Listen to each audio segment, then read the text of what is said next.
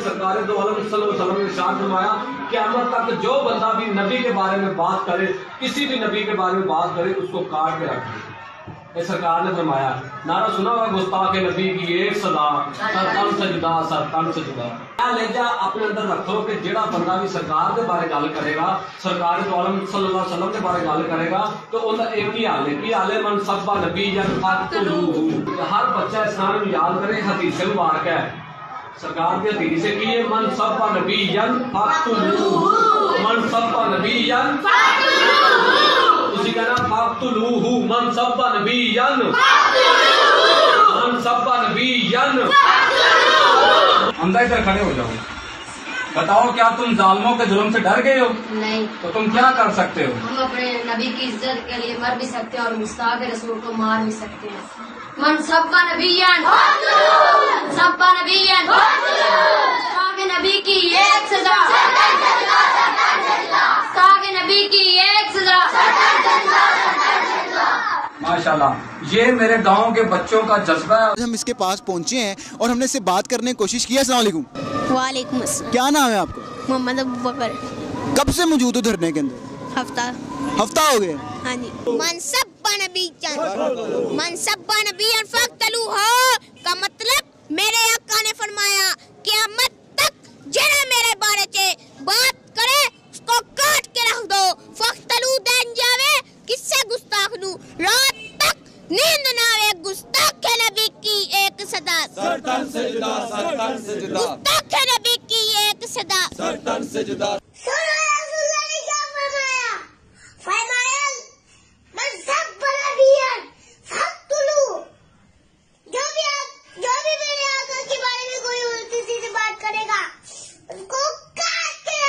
من سب نبیا من سب نبیا من سب نبیا۔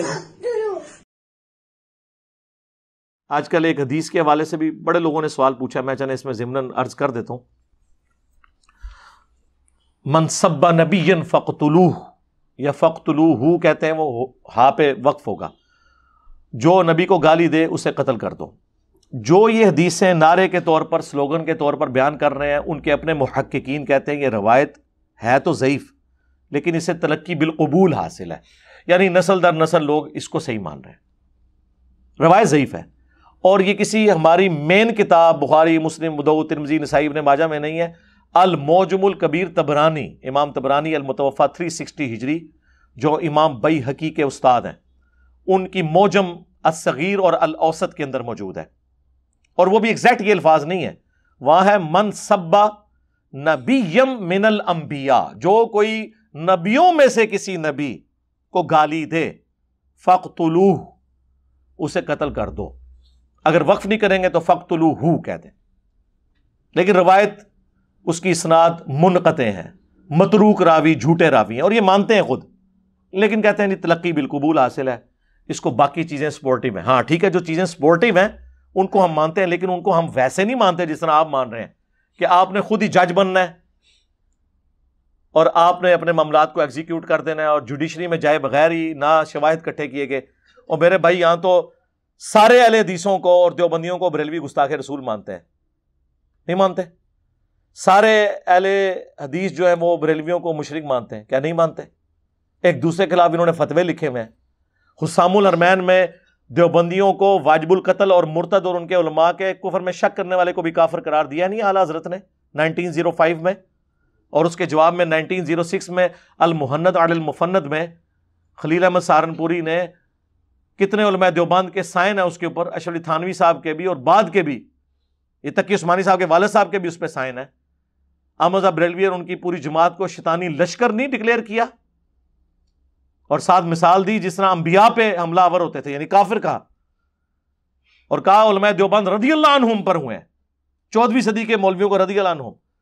المفند ایک بابا سٹھایا ہوا، احمد صاحب بریلوی کو کہا المہند علی المفند، ہند کی تلوار ایک پاگل بابے کے اوپر، انہوں نے لکھی تھی اسام الحرمین، حرمین کی تلوار، تو کافر نہیں کہا ہوا، وہ تو سارے ایک دوسرے کو کہتے ہیں۔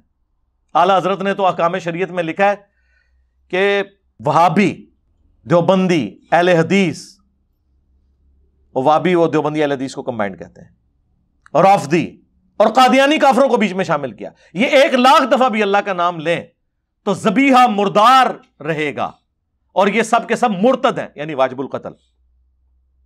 یہ پتہ نہیں مرتد کیوں کہا, کیا پہلے بریلوی تھے تو پھر چینج ہوئے نے؟ تسی کو کافر ہی کہو نا, مرتد اتنی وڈی ڈگری تاکہ وڈ دو انہوں. البتہ یہود و نصارہ کا ذبیحہ حلال ہے. ہاں یہ بات ٹھیک ہے کہ یہود و نصارہ اگر اللہ کا نام لیں تو ان کا ذبیحہ حلال ہے. تو ان کو یہود و نصارہ سے بدتر کہہ دیا, قادیانیوں کی صف میں لا کے کھڑا کر دیا. اور ملفوظات اعلیٰ حضرت کی پہلی جلد جو انہوں نے خود پڑھی ہے, ان کے بیٹے نے جمع کی ہے, مصطفیٰ رضا خان نوری نے, جس کی نعت ہے تو شمع رسالت ہے عالم تیرا پروانہ, اس میں انہوں نے لکھا ہے کہ وہابیوں کی نہ نماز نماز ہے, نہ جماعت جماعت ہے. پوچھا گیا نا کہ پیچھے نماز پڑھ سکتے ہیں, وہ کہتے ہیں نماز کیا پڑھو گے, ان کی تو اپنی نہیں ہوتی. پوچھا گیا مسجد, تو کہا کفار کی مساجد مثل گھر کے ہیں. کافر کا لفظ کافر کا موجود ہے. اذان, انہوں نے کہا اذان بھی ان کی باطل ہے جس طرح نماز و جماعت باطل ہے. البتہ اللہ کے نام پر اور نبی علیہ السلام کے نام پر عز و جل اور صلی اللہ علیہ وآلہ وسلم آپ کہہ لیں تو ٹھیک ہے. تو ایک دوسرے کو کافر نہیں قرار دے کے گئے ہوئے, تو سارے ایک دوسرے کو گستاخ رسول بھی سمجھتے ہیں.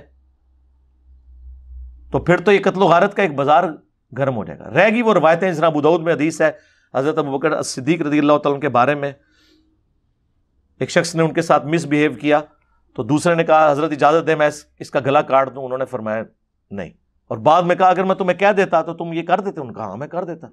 تو حضرت ابوبکر نے کہا کہ نبی علیہ السلام کے بعد کسی کے لیے شایع نہیں ہے کہ انہیں کوئی گالی دے نبی علیہ السلام کے علاوہ کسی ہستی کو تو اس کو قتل کیا جائے. یہ رسول اللہ کا پروٹوکول ہے. لہٰذا مجھے بھی اگر اس نے گالی دی تھی یا دیتا تو مجھ سے قتل نہیں کر سکتے. تو اب یہ دہشت گرد تنظیموں سے پوچھو کہ جو صحابہ کرام کو گالیاں دیتے ہیں تم انہیں کیوں قتل کرتے ہو؟ حضرت ابوبکر تو خود کہہ رہے ہیں کہ مجھے گالی دینے والوں کو تم نے قتل نہیں کرنا.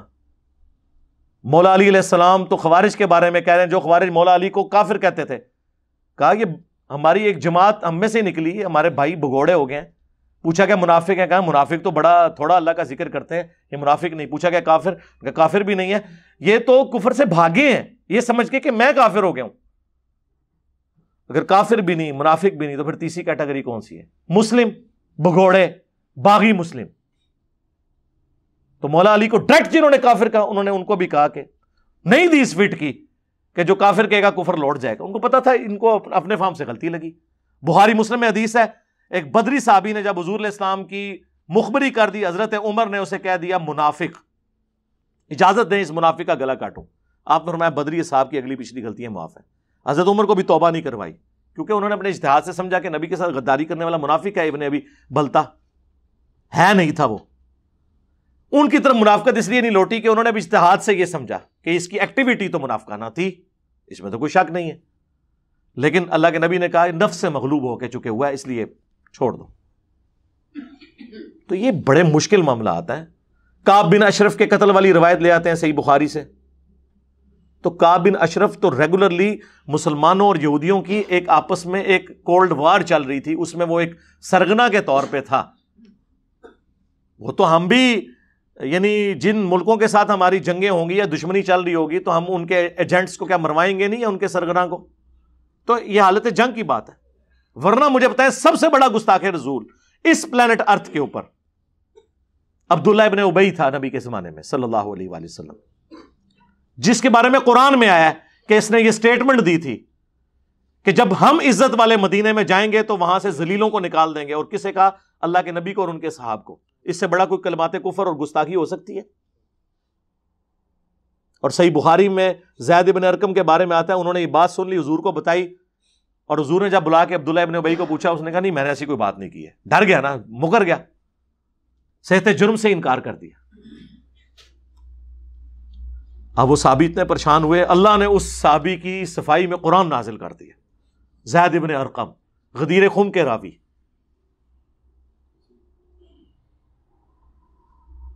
اور بخاری میں الفاظ ہیں, انس بن مالک پریشان تھے نا جب واقعہ ہررا ہوا, یزید کی فوجوں نے اہل مدینہ کو لوٹا, تو زید بن ارقم نے خط لکھا کہ اے انس آپ پریشان نہ ہو, کیا حضور نے نہیں کہا تھا اے انصار صبر کرنا, تم پہ بہت زیادہ زیادتیاں ہوں گی یہاں تک کہ مجھے حوض کوثر پہ ملنا.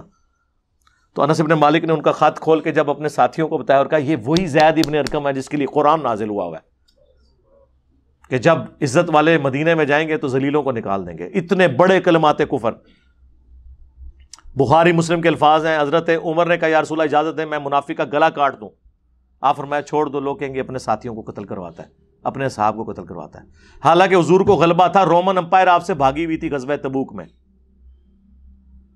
غزوہ تبوک کے بعد مسجد درار آپ نے جلوائی ہے، منافقین کی مسجد. تو منافقین کو کیوں نہیں جلوا دیا؟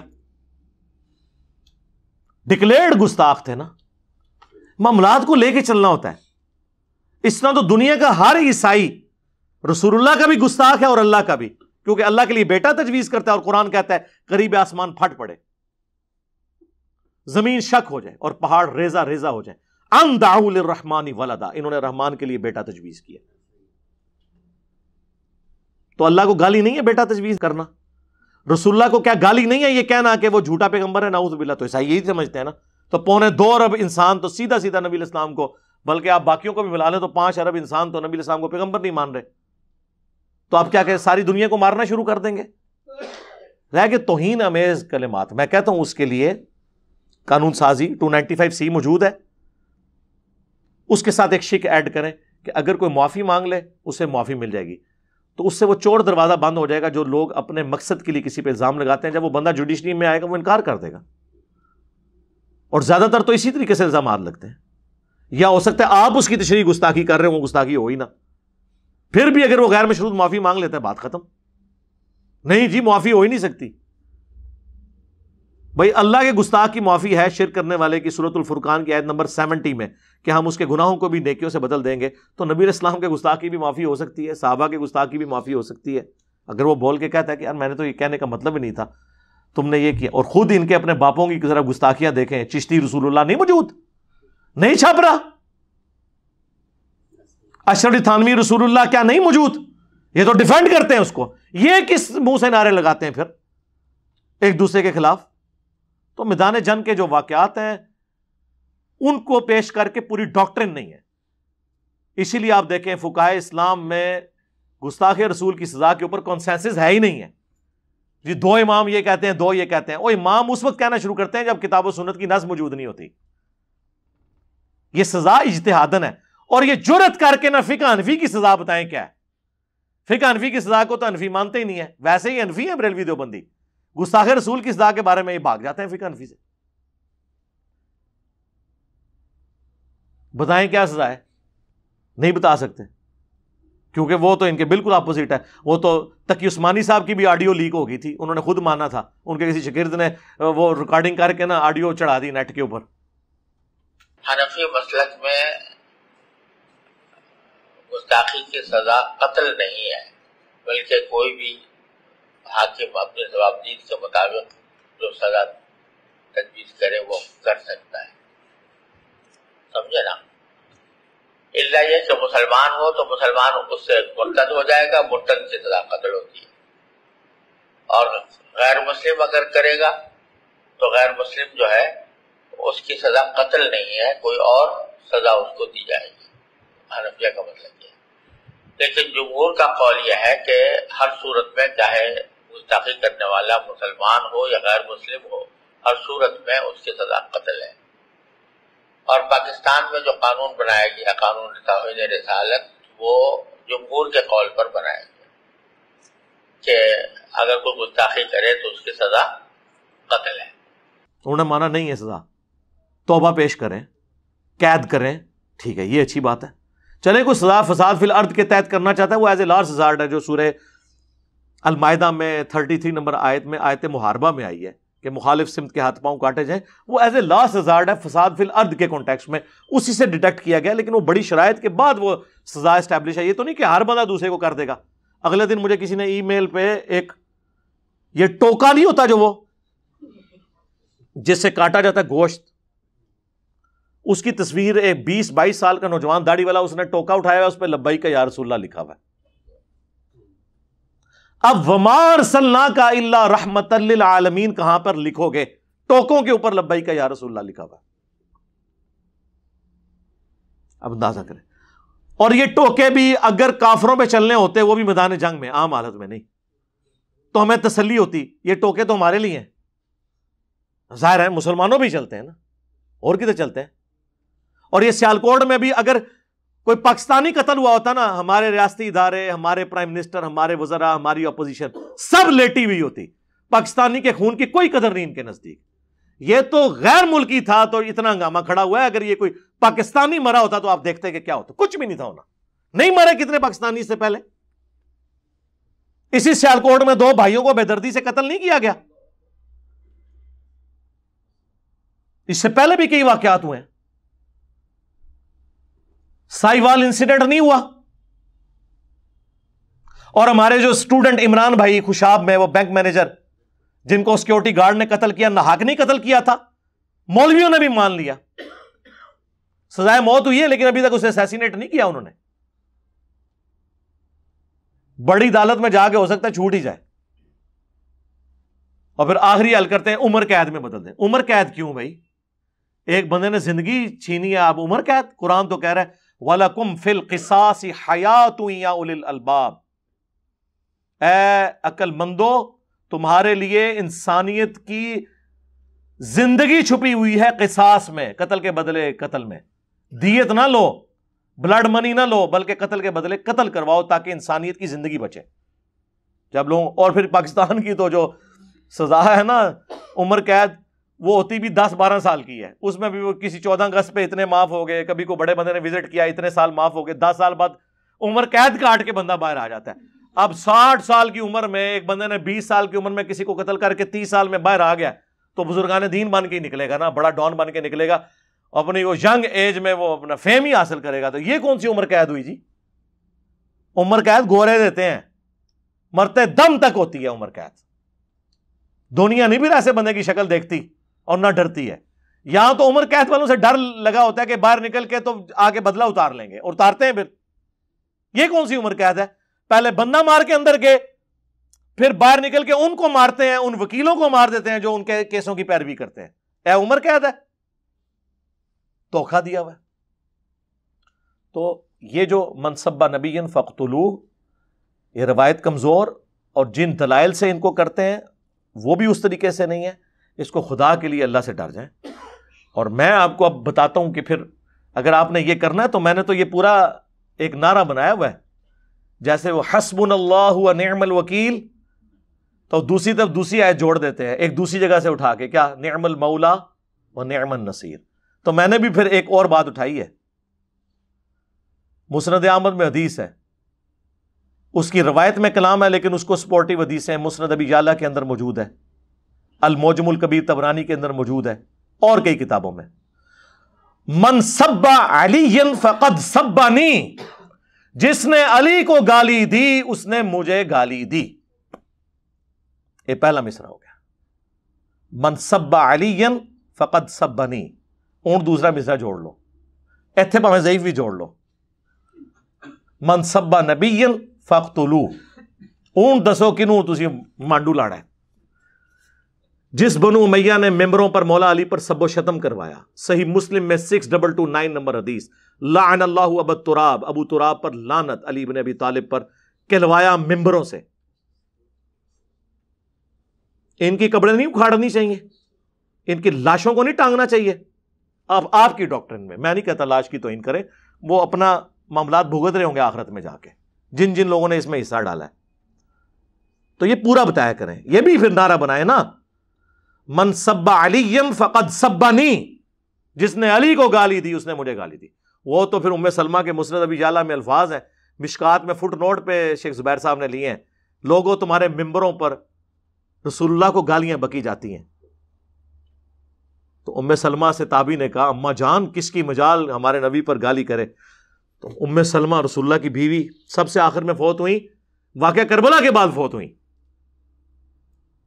64 ہجری کے اندر، 64 ہجری میں. کہا کیا تم ممبروں سے حضرت علی اور ان سے محبت کرنے والوں پہ سب نہیں کرتے ہو؟ جی سب کا ترجمہ تنقید ہے، وہ مسلم سے ہم نے بتا دیا لعنت بیچتے تھے. اور مجھے بتائیں حضرت علی کے اوپر تنقید کرنا نبی کے اوپر تنقید کیسے ہو گیا ہے؟ حضرت علی کے اپنے اعمال ہیں، رسول اللہ کے اپنے اعمال ہیں، تنقید یہاں ترجمہ بن ہی نہیں سکتا. لاجیکلی اگر حضرت علی کی پالیسی سے کسی کو اختلاف ہے اور وہ اس پہ کہتا ہے کہ یوں نہیں یوں ہونا چاہیے، تو رسول اللہ پہ تو تنقید نہ ہوئی. ہاں رسول اللہ کوئی بات کہہ رہے ہیں اور اس پہ کوئی اعتراض کرتا ہے وہ تنقید ہوگی. یہ سب کا معنی یہاں گالی کے معنوں میں تھا، کیونکہ یہ حدیث اپنے الفاظ کے ساتھ حفاظت کر رہی ہے. ام سلمہ نے کہا تم حضرت علی اور ان سے محبت کرنے والوں پر سب نہیں کرتے ہو، اور میں نبی کی بیوی گواہی دیتی ہوں کہ حضرت علی سے سب سے زیادہ رسول اللہ محبت کیا کرتے تھے. جب تم یہ کہتے ہو نا علی اور اس سے محبت کرنے والوں پر لعنت یا ان پہ سب کرتے ہو، تو گویا تم رسول اللہ پر سب کر رہے ہو، کیونکہ سب سے زیادہ تو رسول اللہ حضرت علی سے محبت کرتے تھے. وہ لعنت کرنے والوں کی ویسے یہ نیت نہیں ہوتی تھی، وہ حضرت علی اور ان سے محبت کرنے والوں سے مراد شیعان علی لیتے تھے اس زمانے کے. لیکن ام سلمہ نے کہا یہ کیٹاگوریکل جو جملہ ہے نا یہ رسول اللہ تک جاتا ہے، کیونکہ سب سے زیادہ رسول اللہ حضرت علی سے محبت کرتے تھے. اور کون کہہ رہا ہے؟ بیوی کہہ رہی ہے، عام بیوی نہیں، ام سلمہ. تو اب یہ نعرہ مکمل کریں، من سب علی فقد سبنی، جس نے علی کو گالی دی اس نے مجھے گالی دی. من سب نبی فاقتلوہ. پھر تو کہاں سے کہاں بات جائے گی میرے بھائی. یہ علمی پلیٹ فارم ہے، یہاں ہم علمی گفتگو اس لیے کرتے ہیں تاکہ لوگوں کو ایجوکیٹ کیا جائے. میرے ساتھ ریاستی اداروں کے لوگ بھی بات کرتے ہیں، میں نے کہا آپ لوگ جو کچھ کر رہے ہیں یہ وقتی ہے، ہم امت کو نیریٹو دے رہے ہیں، ڈاکٹرن آنے والی نسلوں کا بدل رہے ہیں. ایک جنگجو صرف ایک علاقہ فتح کر سکتا ہے، لیکن اس علاقے میں ڈاکٹرن چلانا یہ وائزین کا، پولیٹیشنز کا کام ہوتا ہے جو لانگ ٹرم پالیسی دیتے ہیں کہ آنے والی نسلیں ٹرو ریلیجن کے اوپر آئیں. یہ کام بندوق کی زور پہ نہیں ہوتا، اس کے لیے دل جیتنے پڑتے ہیں، اور دل جیتنے کا ہتھیار علم ہے. سورۃ الانفال میں آیا کہ جو ہلاک ہوا دلیل سے ہلاک ہوا، اور جو زندہ ہوا دلیل سے زندہ ہوا. صلو علی محمد وآل محمد، اللہم صلی علی محمد وعلی آل محمد واصحاب محمد اجمعین الی یوم الدین.